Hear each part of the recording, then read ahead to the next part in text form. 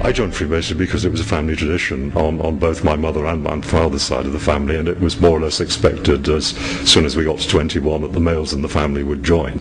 And was very lucky to end up working for Freemasonry.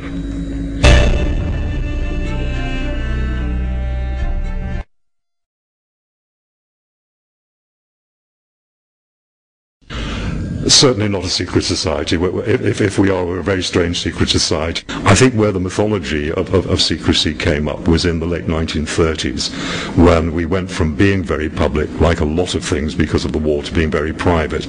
In our case, the privacy was much enhanced by fear of what was happening in occupied Europe, where the Nazis were persecuting Freemasons, and many European Freemasons went to labor and concentration camps, and many of them died in those camps and didn't survive.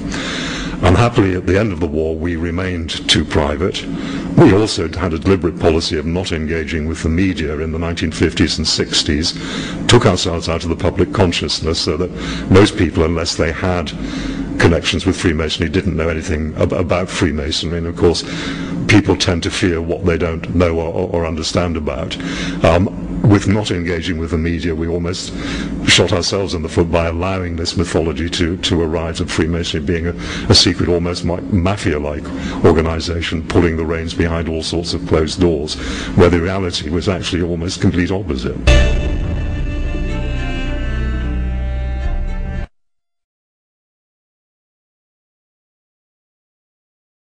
Freemasonry is a group of, in our case, men who have an interest in standards, in doing good in the community, in old-fashioned morality.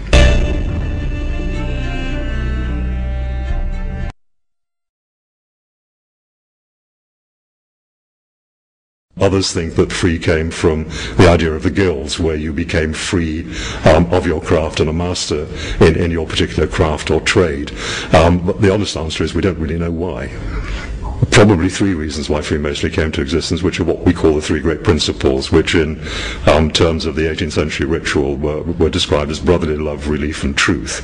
Brotherly love was being sociable, fraternity, the practice of tolerance, respecting other people's views, relief, charity in all its forms, not just giving and giving out money, collecting money, giving it out, but also giving of time and talents in the service of the community. And truth is a striving for the highest standards in everything that you do, and we believe that those three things are equally important in Freemasonry and are the essence of it, and are a good means of trying to build a good community for all.